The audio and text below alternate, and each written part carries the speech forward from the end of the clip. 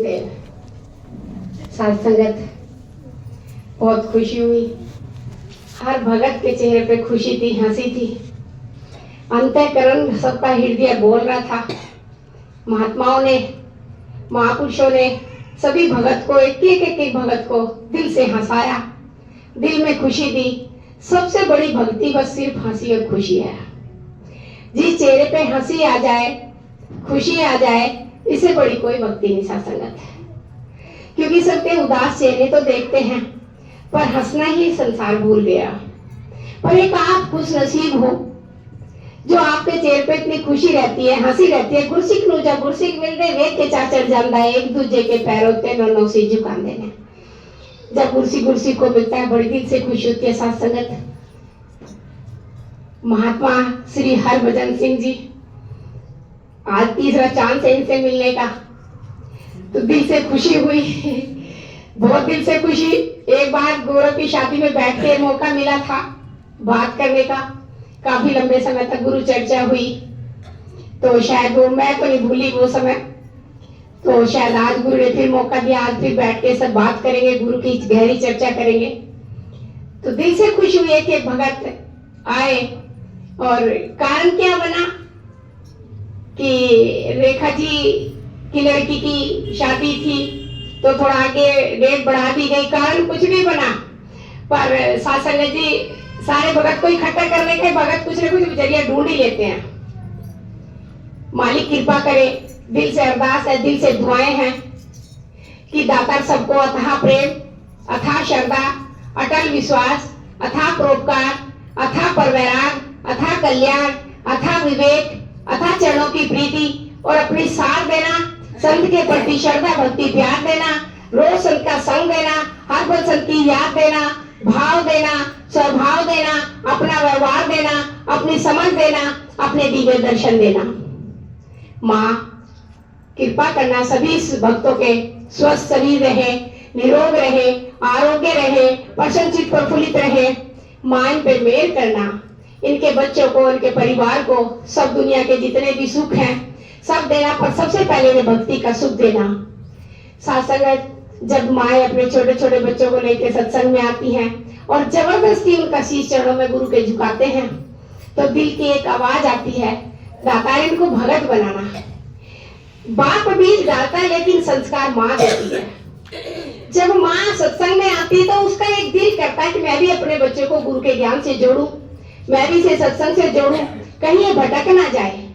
जब ये छोटे छोटे बच्चे होते हैं तो सत्संग तो जिस तरह से मोड़ो उन्हें मुड़ जाते हैं, लेकिन वो जैसे जैसे थोड़े बड़े होते हैं, 9, 10, 11, 12 तक आते हैं, तो उनका थोड़ा ध्यान इधर से गुरु की तरफ से भटक के संसार की तरफ चला जाता है, क्योंकि माया बहुत ठगनी है। कबीर साहब जी कहते हैं कि माया तो ठगनी नहीं, ठगत फिरे संसार, जिस ठगी ठगनी ठगी 30 टक को नमस्कार। फिर कहते हैं कबीर जी ने फिर कहा कि माया तो ठगनी गई, ठगत फिरे संसार, और जिस ठगी ठगनी ठगी 30 टक को नमस्कार। माया तो डांकनी है, पापनी है, सांपनी है, कबीर जी इसको गाली दे रहे, लेकिन इससे पीछा कौन छुड़ाता है? पूर्ण सदगुरु। ज्ञान के बिना कभी भी पूर्णता को प्राप्त नहीं किया जा सकता। क्या है साथ संगत, एक बात देखिए, अधिक से अधिक संख्या बहनों की होती है। क्या सबको ही भक्ति सिर्फ स्त्री को चाहिए, पुरुष को नहीं चाहिए? चाहिए, सबको चाहिए। ये एक आत्मा है। ये स्त्री पुरुष का भेदभाव तो सद्गुरु ने ज्ञान से ही खत्म किया है। ना कोई स्त्री है ना पुरुष है, पर इनमें अलग से चीज होती है, इनमें अलग से गुण होता है।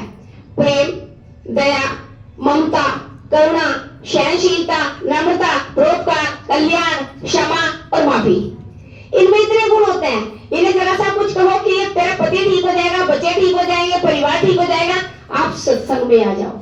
ये रियलिटी नहीं कि किसी माया से जुड़ के या किसी स्वार्थ को लेके सत्संग में आया जाए। पर कभी कभी स्वार्थ को लेके सत्संग में आया भी, कहा कि जिस तरह से सूरज किरण मिले, जल का जल हुआ राम, ज्योति ज्योति संपूर्ण थी आराम, संपूर्ण यात्रा सफल हो जाती है।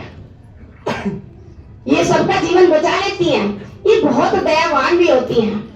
तो इनसे हाथ जोड़ के विनती है कि जिस प्रकार से नारद ने इस ज्ञान को प्राप्त किया, प्राप्त करने के बहुत संघर्ष किया, उन्होंने बड़ी मेहनत की, त्याग किया, तप किया, तपस्या की, कर्म कांड किए, और पर वैराग हुआ उन्हें, पर तब भी उनको ज्ञान प्राप्त नहीं हुआ। उन्होंने सोचा ये ज्ञान कैसे, ब्रह्म ज्ञान प्राप्त कैसे हो, ये आत्मा का ज्ञान कैसे प्राप्त हो? उन्होंने कई हजार साल तपस्या की, तपस्या करने के बाद भी उन्हें यह ज्ञान प्राप्त नहीं हुआ। सतगुरु का दर्शन प्राप्त हुआ तो सतगुरु से हाथ जोड़ के उन्होंने कहा, हे सतगुरु, मुझे ब्रह्म ज्ञान प्राप्त करा दो। आज कितना सहज है, आज कितना सरल है ये ज्ञान। किसी को कहा, विनती की, हाथ जोड़ के अभी भी अरदास हुई कि जिसको ये अपनी आत्मा का कल्याण कराना है, ये परोपकार की भावना लेके जीना है, वो कर सकता है। आज इतना सा है। पहले सतयुग में, त्रेता में, द्वापर में कितना कठिन था, कितनी कितनी गहरी तपस्या करनी पड़ती थी, लेकिन अब नहीं। तो शास्त्र में इसी प्रकार से जब उन्होंने कहा कि सतगुरु ने कहा त्याग कर दो, उन्होंने कहा किसका त्याग कर दे, ये नहीं पूछा। फिर अपने नींव वस्त्र रह के, खाना पीना छोड़ के और पहाड़ों पर फिर तपस्या में लग गए। तपस्या करते करते बहुत समय व्यतीत हो गया, फिर भी उन्हें ब्रह्म ज्ञान प्राप्त नहीं हुआ। उसके बाद फिर सतगुरु ने दर्शन दिए, फिर कहा कि प्रभु मुझे ब्रह्म ज्ञान प्राप्त करा दो। सतगुरु ने कहा सर्व त्याग कर दो। अब ना ये पूछा त्याग किसका करूं, सर्व त्याग किसका करूं, फिर तपस्या में लग गए। तो जब नारद जी विष्णु धाम श्री लोक में पहुंचे तो उनसे विष्णु भगवान से कहने लगे कि प्रभु मुझे ब्रह्म का ज्ञान प्राप्त करा दो। तो विष्णु भगवान ने कहा, ये ज्ञान तो प्राप्त सतगुरु ही करा सकते हैं। आपने उनसे ये ज्ञान नहीं पूछा। कि मैंने उनसे पूछा था, लेकिन उन्हें कहा कि सर्व त्याग कर दो, सर्व त्याग कर दो, कि यही तो पूछना था किसका त्याग करूं, किसका सर्व त्याग करूं। तो नारद को विष्णु भगवान के द्वारा ये ज्ञान प्राप्त हुआ। जब ये ज्ञान प्राप्त हुआ तो भगवान ने कहा, विष्णु भगवान ने पूछा कि नारद ये ज्ञान तो तुझे मिल गया, तू इसका करेगा क्या? ये क्वेश्चन हमारे लिए भी है। हम ज्ञान लेके सिर्फ हम कितने साल तक अकेले अकेले आते हैं। कई बार तो परिवार ही नहीं जुड़ पाता।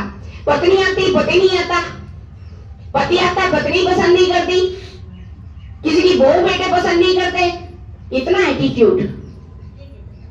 तो नारद ने कहा, भगवान ने कहा कि नारद ये ज्ञान मिला तो उसका करेगा क्या? तो नारद ने कहा, प्रभु मैंने बहुत तप त्याग किए, तपस्या की, व्रत नियम संयम कर्मकांड बहुत किए, कर्मकांड किए, अपने पास रखूंगा। जिस प्रकार से हम भी अपने पास रख लेते हैं इसको, इसका दिन रात प्रचार करना पड़ेगा, जब ये ज्ञान मेरे पास टिकेगा। विष्णु भगवान ने कहा, नारद ये तेरे पास जब टिकेगा जब तू इसका दिन रात बांटेगा, इसको दिन रात को इसका प्रचार करेगा, नहीं तो तेरे पास एक जाता रहेगा। कभी कभी हम काम क्रोध लोभ मोह अहंकार में फंस जाते हैं। कामी क्रोध लालची से भक्ति ना हो, भक्ति करे कोई सूरमा जाति वर्ण कुल कोई। काम क्रोध और लोभ की जबले घट में खान क्या ज्ञानी क्या मूर्ख दोनों एक समान। काम क्रोध फंसे नहीं, लोभ मोह अहंकार कहना ना सुन रहे मना सो मूर्त। भगवान की मूर्त बनने के लिए क्या करना पड़ेगा?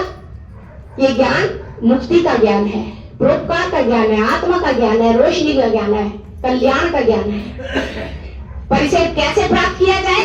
दिन रात अभ्यास से इसका अभ्यास करना पड़ेगा। हर चीज का अभ्यास मेरे जीवन में आता है, लेकिन इस ज्ञान का अभ्यास मेरे जीवन में हर पल नहीं आता। दम दम दम दम समाता, दम दम सदा समाता, दम ना बिठा जाए पर जाती तो है ना। कितनी साथ मालिक ने कहा कि प्रभु, किसी भगत ने आके कहा कि बाबा जी मैं भी इस ज्ञान को प्राप्त करना चाहता हूँ। बाबा जी ने ज्ञान तो प्राप्त करेगा, पर करेगा क्या इस ज्ञान का? कि बस ऐसे ही चाहता हूँ प्राप्त करना। बाबा जी का मैंने दुनिया की दौलत, धन दौलत, कुटुंब कबीला, ऐशोआराम, सुखे साधन, बैंक बैलेंस, गाड़ी बंगले मैंने ऐसी बहुत ही चीज छोड़ी जो तुझे नहीं दी, पर तू ज्ञान का करेगा क्या? किसी ने कहा बोलना आत्मा का कल्याण करूंगा, अंधेरे को दूर करूंगा, संसार में जाके सबके घरों में, सबके दिलों में से इस ज्ञान को प्रकट करूंगा, रोशनी प्रकट करूंगा सबके भीतर से। बाबरी ने उसकी गर्दन पकड़ के जब पानी में दी, पैर ऊपर सिर नीचे, तो बहुत तड़प रहा था। काय के लिए? एक सांस के लिए।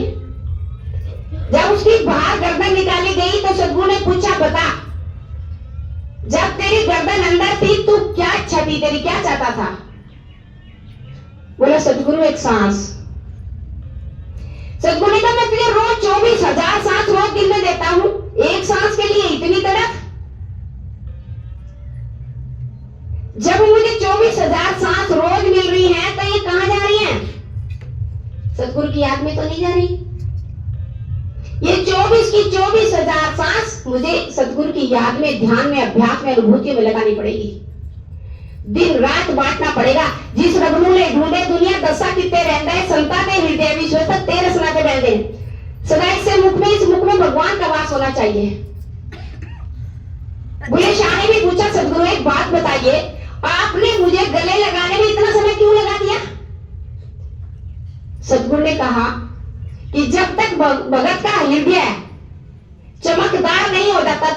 हृदय में वास नहीं करता?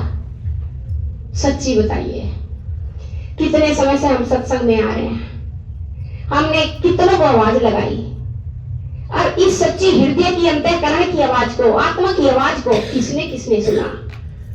कौन इस पे चल पाया? मेरा अपने परिवार, मेरे जिन्हें हम अपने कहते हैं, इस दुनिया में मेरा अपना कोई नहीं है। सिर्फ है तो मेरा ये ज्ञान, ये मेरा सदगुरु, ये भगत लोग मेरे हैं, और दुनिया में मेरा कोई नहीं है। सब स्वार्थ है, सब स्वार्थ चाहते हैं। पर इस ज्ञान को चलने के लिए कितनी मोहब्बत होनी चाहिए सदगुरु से। जुनैद जी थे, उनके गुरु थे मंसूर जो थे, बहुत बड़े भगत हुए, उनके गुरु जुनैद जी। उनके गुरु कहने लगे कि चल मंसूर, आज सत्संग में चलते हैं। सत्संग की बहुत बड़ी महत्ता है सत्संग। सच में बताऊं ना, यहाँ दिव्य दर्शन प्राप्त होता है सत्संग में, यहाँ सत्य का संग प्राप्त होता है, यहाँ रोशनी का दर्शन होता है, यहाँ एक को एक अल्लाह बना खुदा बनाया जाता है सत्संग में बैठ के। आप सदा ध्यान में बैठ के तो देखें, अकेला सो अल्लाह, दुकेला सो झल्ला। जब सत्संग में गए तो मंसूर बड़ा एकदम ध्यान में खो गया। ये ध्यान ही है, ज्ञान से भी श्रेष्ठ, सर्वश्रेष्ठ ध्यान है। जब तक ध्यान में नहीं जाएंगे, कितना भी भागने का नाम नहीं, जागने का नाम भक्ति है। तो मंसूर के अंदर से एक आवाज आई, अनलग अनलग अनलग, मैं खुदा हो गया, मैं खुदा हो गया, मैं खुदा हो गया। उनके सब कहने लगे, मंसूर अपने आप को खुदा बताइए, खुदा ही तो है, ये ईश्वर ही तो है, परमेश्वर सतगुरु भगवान, ईश्वरों के ईश्वर, भगवानों के भगवान, स्वयं से स्वयं प्रकट होने वाला सत्ता शंभु, शंभु शंभु ही तो बैठे हैं, हर नरदेह में नारायण ही तो बैठा है। तो सबने, गुरु ने कहा, अरे मंसूर, ये तूने क्या कहा कि मैं खुदा हो गया? आज के बाद ऐसा मत कहना। तो मंसूर कहता है कि ठीक है, आज के बाद नहीं कहूंगा, अब नहीं कहूंगा, अब नहीं कहूंगा। उनके गुरु ने कहा, खा खुदा की कसम कि खुदा की कसम नहीं कहूंगा, खुदा की कसम नहीं कहूंगा, खुदा की कसम आज के बाद नहीं कहूंगा। अगले दिन फिर सत्संग में जाने लगे। जैसे ही सत्संग में गए, फिर उनका ध्यान लग गया। हम देखें हमारा सत्संग में आके ध्यान कितना लगता है, और सत्संग से बाहर भी कितना ध्यान लगता है। उठे तो बैठे थोड़ी बजे, साधु संप्रीत नानक दुर्मति छट गई पार ब्रह्म से चित, चित में हृदय में। तो उन्होंने कहा, जब अगले दिन सत्संग में फिर मंसूर का ध्यान लग गया। जब तक हमारा सत्संग में ध्यान ना लगे तो सोच लेना सत्संग नहीं हुआ। तो फिर अगले दिन फिर उनके अंदर से आवाज लगा आई, मंसूर फिर बोल उठा, मैं सच हो गया, मैं सच हो गया, मैं सच हो गया। सबने कहा, सब सत्संग सुने, सबने कहा मंसूर को पत्थर मारो, अपने आप को खुदा बताता है, अपने आप को सच बताता है। मोको का ढूंढे बंदे, मैं तो तेरे पास हूं, ना मंदिर में, ना मस्जिद में, ना काबा कैलाश में खोजी हो तो मैं मिल जाऊं, मैं तो विश्वास में, मैं तेरी के भीतर वास करता हूं। तो सबने कहा, इसको पत्थर मारो मंसूर को, अपने आप को खुदा बताता है। ये मोहब्बत है, मेरी सतगुरु की मोहब्बत है। तो सबने मंसूर को पत्थर मारे, बोले कि इसको सूली पे लटका दो। 16 दिन तक मुकदमा चला और मंसूर को सूली पे लटका दिया गया। जब सारे गांव देखने के दूर दूर से 16वें दिन उसको देखने के लिए आए कि मंसूर मुस्कुरा रहा था, जैसे महात्माओं के गीत पे सारी संगत मुस्कुरा रही थी, सब मुस्कुरा रहे थे। सबने कहा, मंसूर आता तेरे को फांसी लग रही है तो फिर भी मुस्कुरा रहा है? बोले, मर तो मैं बहुत पहले गया था, सिर्फ आज तो ये लोग मेरे शरीर को मार रहे हैं, आप शरीर नहीं हो। तो उसको जब मंसूर को फांसी पे लटकाया गया, मंसूर के पैर काट दिए गए। सतगुरु की मोहब्बत है। तो मंसूर झुका और हाथों में अपना खून ब्लड लेते हुए ऐसे उसने ऐसे हाथों को धोया। सबने कहा, मंसूर ये क्या कर रहा है? मंसूर बोला, वजू कर रहा हूं। वजू कि वजू तो पानी से होती है। बोले नहीं, असली वजू जब तक भगत अपनी कुर्बानी भेंट ना चढ़ा दे सतगुरु पे, जब तक क्या वजू, क्या भक्ति,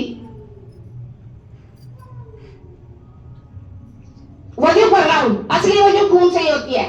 जब आप सच्ची भक्ति करने चलेंगे, सबसे पहले सब जमाना दुश्मन हो जाएगा तुम्हारा हमारा। ये पक्की बात है, घर के दुश्मन होंगे, जमाना दुश्मन हो जाएगा। घर वाले पसंद नहीं करें। जो पत्नी सत्संग में जाते हैं उनके पति पसंद नहीं करते। जब मैंने ज्ञान लिया, मेरे पति ने क्या क्या किया आप सोच भी नहीं सकते, मैं बता भी नहीं सकती, इतने सब कुछ किए। अब वो सीधे हैं। आज वही है मेरे पति, 15-15 दिन के लिए बाहर टूर पे चले जाते, खुद ही अपने मेरे कपड़े वड़े पे पैक करते हैं, खाना वाना पैक करते हैं, स्टेशन पे आते हैं छोड़ने के लिए गाड़ी से, और गाड़ी में बैठा के जाते हैं। और इतनी रिस्पेक्ट मेरे आंखें भर आती है, दिल भर आता है मेरा। वही पति, करना पड़ेगा कुछ, इतनी सी भक्ति से काम नहीं चलने वाला, सच बता रही हूँ। वैराग से भी आगे पर वैराग है, खो जाओ, यही चलने वाला है, साथ बाकी कोई नहीं। भक्ति काम आएगी, भक्ति से सब कुछ मिलने वाला ही भक्ति से है। तो मंसूर के हाथ भी काट दिए गए, तो मंसूर फिर मुस्कुरा रहा, मंसूर की आंख भी फोड़ दी गई, तो मंसूर बोला मैं जीत गया, मैं जीत गया, मैं जीत गया। सब बोले मंसूर तेरे हाथ काट दिए, पैर काट दिए, तेरी आंख भी फोड़ दी, अब तू जीत कैसे गया? कि लोगों ने कहा कि ना दुनिया के सितम याद, ना अपनी वफा याद, अब तो कुछ भी याद नहीं, बस तेरी मोहब्बत के सिवा याद। अब कुछ भी याद नहीं कि मेरी मोहब्बत के बीच में जो भी कोई आया, सतगुरु के प्रति मेरी मोहब्बत किसी ने कम नहीं होने दी। जीत है ये। सत्संग मैं समय में बहुत कमजोर हूं, मुझे इशारा कर देना कि समय हो चुका। तो सत्संग इसी प्रकार से गाय, सतगुरु ने भी कहा कौन हो तुम, कहां से है, कहां जाना है, सच में बताएं। हम किसी की मां, किसी की बहन, किसी की बेटी, किसी की पत्नी बन गए ये ज्ञान लेके भी, पर सतगुरु ने कहा है कि तू एक पवित्र आत्मा है, सुंदर आत्मा है, सत्य आत्मा है, निष्पाप आत्मा है, निश्चल आत्मा है, निष्कपट आत्मा है, निर्लेप आत्मा है, निर्विकार आत्मा है, अजन्मी आत्मा है, अजर आत्मा है, अमर आत्मा है, सर्वत्र आत्मा है, सर्वस्व आत्मा है, सर्वशक्ति आत्मा है, सर्वज्ञ आत्मा है, परम शुद्ध आत्मा है, चैतन्य आत्मा है, अद्वैत आत्मा है, शुद्ध आत्मा है, निर्मल आत्मा है, सर्वश्रेष्ठ आत्मा है। तू सदैव मुक्त है, बंधन रहित है, हमेशा स्वतंत्र है। हम बंधे पड़े हैं, पति ने रोक लिया रुक गए, परिवार ने रोक लिया रुक गए, किसी ने रोक लिया रुक गए। जब तक ये जुनून नहीं चढ़ेगा, जब तक इस ज्ञान की क्रांति हमारे दिलों में नहीं आएगी, तब तक मैं अंतर्मुखी तो नहीं हो सकता, बहिर्मुखी तो रहूंगा। अंतर आत्मा की पुकार है, अंदर रोशनी है, इस रोशनी को प्राप्त करने के लिए मुझे अंतर्मुखी होना पड़ेगा। जीव और आत्मा दोनों भिन्न हैं। जीव और आत्मा शरीर रूपी वृक्ष पर रहने वाले दो पंछी हैं। जीव शरीर रूपी वृक्ष पर लगने वाले फल को चखता रहता है, जिसे कर्ता और भोक्ता बोलते हैं। वो कर्ता भी है, भोक्ता भी है। आत्मा तो दृष्टा है, दृष्टा बन के देखती है। माता जी ने कहा ना तू आंख है, ना कान है, और ना जीवा है। जो आंखें देखती है वो भी तू नहीं, जो कान सुनते हैं वो भी तू नहीं, और जो जीवा बोलती है वो भी तू नहीं। जो आंखें देख रही है वो भी तू नहीं, जो कान सुन रहे हैं वो भी तू नहीं, जो जीवा बोल रही है वो भी तू नहीं। शरीर भी नहीं है, हाथ भी नहीं है, पैर भी नहीं है, इंद्रियां भी तू नहीं, इंद्रियों का कोई भी सुख तू नहीं है। धरती भी नहीं है, धरती का कोई भी गुण तू नहीं है। आकाश भी नहीं है, अग्नि भी नहीं है, जल भी तू नहीं है, वायु भी नहीं है, काम भी तू नहीं है, क्रोध भी नहीं है, लोभ भी नहीं है, मोह भी नहीं है, अहंकार भी तू नहीं। कौन हूं मैं? कामना भी नहीं हूं, वासना भी नहीं हूं, तृष्णा भी नहीं हूं, इच्छा भी आसक्ति भी मैं नहीं। फिर पूछा कौन हूं मैं? जो सुगंध आ रही ये भी तू नहीं, दुख भी नहीं है, सुख भी नहीं है। कौन है तू? पर प्रकाश निराकार आत्मा, शून्य शून्य शून्य शून्य हूं मैं, शून्य हूं मैं। अब ना एक दूसरे के प्रति ईर्ष्या रख लेते हैं, मुझे शोम को खा जाती है। शरीर में बीमारी, एक बात बताइए, अभी महापुरुषों ने एक बात कही, श्री हरभजन सिंह ने, महात्माओं ने एक बात कही, बहुत महात्माओं ने बहुत सुंदर सुंदर बोला, सबने अपनी अपनी अवस्था ज्ञान की। सबसे पहले सदगुरु मेरे शरीर को ठीक करता है, मेरे मन को ठीक करता है, शरीर में रोग नहीं छोड़ता। सत्संग में जाते हैं, शुगर है, बीपी है, कितनी कितनी कितनी तरह की बीमारी जो मैं जानती भी नहीं। क्यों? निंदा करते हैं, ईर्ष्या रखते हैं महात्माओं से, उनकी बार बार इधर उधर की कारण। बाबा जी ने कहा निंदा स्तुति दौती आ गई। मेरी 60 साल की उम्र पर नखून से लेके सिर के बाल तक इतनी सी सदगुरु ने बीमारी नहीं छोड़ी। क्यों हुआ मुझे शुगर, क्यों हुई मुझे तकलीफ, क्यों हुई मेरा हार्ट खराब, माइंड खराब, किडनी खराब, फेफड़े खराब, नस नाड़ियां, ब्लड सर्कुलेशन, क्यों? ये मेरा स्वयं का क्वेश्चन है। जब तक तन निरोग नहीं होगा, मन शांत नहीं होगा, भक्ति भी कैसे करेंगे? भक्ति करने के लिए निरोगी काया चाहिए, रोग रहित नहीं। कुछ भी जब तक भक्ति करोगे, भक्ति से ही निरोगता आरोग्यता प्राप्त होगी। सच बता रही हूं, कभी जिंदगी में दवाइयों से, डॉक्टरों से, चोरी चकारी से, कोर्ट कचहरी से, थानों से, एक्सीडेंटों से, दारू बीड़ी सिगरेट, लड़की बाजी, जुएबाजी, सबसे सेफ कभी नहीं, अनसेफ कभी नहीं होंगे। जो हर समय जिसने जीवन को पाया, जिसने अपना लक्ष्य प्राप्त किया, इस ज्ञान को लेकर मेरा लक्ष्य क्या है? ईश्वर बनना, ईश्वर प्राप्त करना, प्राप्ति प्राप्ति ईश्वर प्राप्ति है, ईश्वर प्राप्ति है। पर कैसे? सोने से पहले कहने की हर श्वास इसका अभ्यास कर ले। बाबा जी किसी ने भक्तों ने पूछा, बाबा जी ज्ञान लेते ही मुक्ति है क्या? बाबा जी ने कहा नहीं, मुक्ति है पर ज्ञान लेते नहीं। सारा जीवन अभ्यास करना पड़ेगा ना, श्वास श्वास सिमरो कोई मन अंतर की। और बाबा जी ने कहा कामी क्रोधी लालची इनसे भक्ति ना हो। पहले कामी पुरुष हो या कामी स्त्री, ब्रह्मचर्य का पालन करो, सन्यासी बन जाओ, घर छोड़ के नहीं जाना। सबकी सेवा, जब तक मुझे अपने अंदर ईश्वर नहीं दिखाई देगा तो परिवार में भी नहीं दिखाई देगा। इतना प्रेम प्रकट हो जाएगा। सच बताऊं कि हकीकत में कहा है, तो ही मोई तो ही अंतर कैसा? तू ना रहे, मैं ना रहूं, मैं को मिटा दे इतना कि मुझे खुद की बू ना रहे। इतना प्रेम प्रकट होगा, संपूर्ण कायनात के लिए, संपूर्ण धरती के लिए आपके आंसू नहीं बंद होंगे। सब कुछ तू है, सब में तू है, तू ही तू है, तू हर जगह हर समय मौजूद, हाजिर नाजिर हाजिर हजूर है। ऐसी कोई जगह नहीं, ऐसा कोई समय नहीं जहां तू नहीं है, जहां तू नहीं है, जहां तू नहीं, सब कुछ तू है।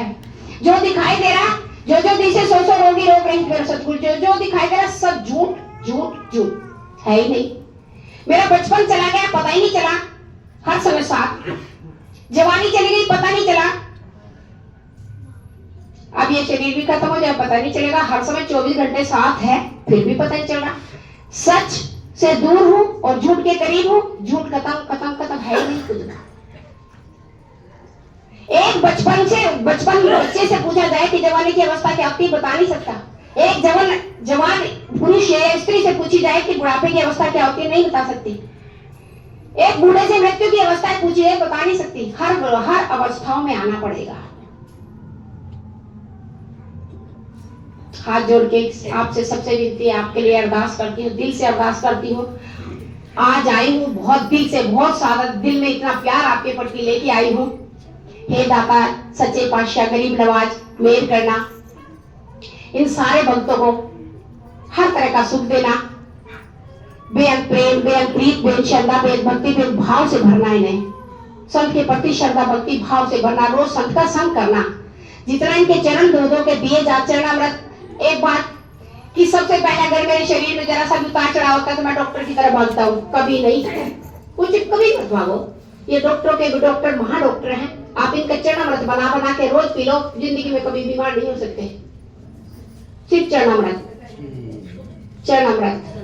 अमृत है, ये सच बता रही हूँ। किसी जब भी आप घर से महात्माओं का ध्यान करके चलोगे, इनके चरणों में चरणामृत मिलकर मत्था टेक के इनका चरणामृत बना के पियोगे, उसी समय उसी टाइम उसी वक्त सब रोग खत्म। जब कुछ भी कैसा भी हो रह नहीं सकता।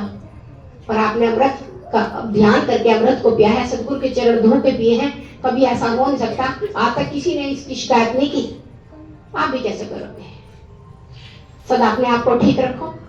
हे माँ कृपा करना मेरी सुदीक्षा माता, हे अंसंगवासी हृदयवासी घटघटवासी सर्वोपरीश्वर शक्तिमान सर्वेश्वर सर्व परम सुंदर माँ, कृपा करो, दया करो, रहमत करो, बख्शिश करो। ये भगत तेरे बड़े प्यारे हैं माँ, श्वास श्वास का ध्यान करते हैं, तेरी प्राप्ति के लिए आए हैं। तू भगवान है, ईश्वर की ईश्वर है तू माँ, ये भी ईश्वर बनना चाहते हैं। तू कृपा कर दे इन भक्तों के ऊपर, इनके परिवार में सुख शांति हो, मिलवर्तन प्यार हो, इंसानियत प्रेम ही प्रेम हो। एक ने कही दूजे ने मानी, कहो नानक दोनों ब्रह्म ज्ञानी। कभी एक दूसरे भगत का कभी कहना टालना मत, जो कहते हैं 100% उसे स्वीकार कर लेना, पूरा हो जाएगा। मेहर करना मेरे सदगुरु, इनके हृदय में सदा वास करना, इनके अंतःकरण को उनका हृदय ग्रंथि खोलना इनकी, ये सदा अंतर्मुखी रहे। बहिर्मुखी से इनका नाता तोड़ दिया जाए और अंतर्मुखी से इनका नाता जोड़ दे मेरी माँ, कृपा कर दे मेरी सुदीक्षा माँ। तो सब कुछ कर सकती है, सब कुछ कर सकते, भक्ति भरा जीवन देना इनको, भक्ति भरा जीवन देना माँ, इनको हर समय भक्ति भरा जीवन देना। इनके घर में स्वर्ग बनाना, ठंडक मिलवर्तन प्यार इंसानियत प्रेम से भरना, इतना प्रेम प्रकट करना इनका, इनके अंदर प्रेम प्रकट करना कि सतयुग में त्रेता द्वापर में जो भी भगत आए उनका नाम दोहराया जाता है, धरती पे इनका भी इतिहास हो और ये इतना प्रेम प्रकट हो इनके अंदर हकीकत में, जिससे भी इनसे इन्हें कोई दर्शन करे, इनकी कोई वाणी सुने, इनको कोई छू भी लेना, वो भी भगवान ईश्वर बन जाए। इतनी तो इन पे कृपा करना माँ। ये तेरे भगत आते हैं, उम्मीद लेके आते हैं, सत्संग में आते हैं, सत्य का दर्शन करने आते हैं, सत्य ईश्वर की खोज में आते हैं। इनकी भी एक खोज है कि हम भी अंतःकरण में अपने ईश्वर को, रोशनी को प्राप्त कर सके, अंधेरा खत्म हो, या जिसको भी आवाज लगाए उसके अंदर भी रोशनी प्रकट कर दे माँ, कृपा करना मेरी सुदीक्षा माँ। हाथ जोड़ के तेरे से विनती सुदीक्षा माता, बहुत सत्संग कर लिया, बहुत भाग दौड़ कर ली, अब बस माँ बस, अब तू इनको ईश्वर बना दे, वो रूप बना के खड़ा कर दे। एक बंदा बंदा नहीं बनता, एक बंदा भगवान बने। इनको सबको, जितने भी सारे भगत बैठे हैं, इनके सारे कार्य निर्विघ्न निर्बाधा बिना रुकावट के पूरे करना और इनको ईश्वर भगवान बना दे। तू भगवान है, तभी जब भी समझ पाएगा कि तू हकीकत में ही, तेरी सार जब भी समझ में आएगी, तू जब इन भक्तों को ऐसा बना देगी। साथ संगत जी प्रेम से कहना।